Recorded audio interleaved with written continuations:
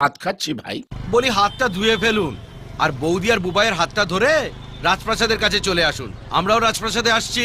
কেন রে, রাজপ্রাসাদটা আমাকে হ্যান্ড ওভার করা হবে বুঝি? না, আসলে পৌলমীকে নিয়ে সূর্য পালিয়েছে, তো ওর পেছনে লোক লেগেছে।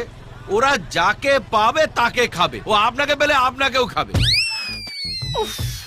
ছেলেটা কি আমাকে টেনশন ছাড়া আর কিছু দেবে না? দাদা, সে আর নতুন করে বলার কি আছে?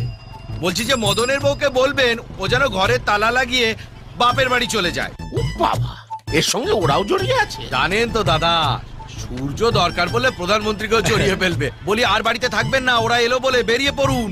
অফ, সরকারি কর্মচারীরাও এত ট্রান্সফার হয় না। সুমনা, আমি রেডি। রেডি মানে? তোমার মুখে টেনশনের কথা শুনে বুঝতে পেরেছি সূর্য আবার একটা ভালো কাজ করেছে। আমাদের বাড়ি ছাড়তে হবে। আমি মাঝে মাঝে ভেবে পাই না কার ওপর বেশি রাগ করব, সূর্যের ওপর না তোমার ওপর। আর রেগে কাজ নেই।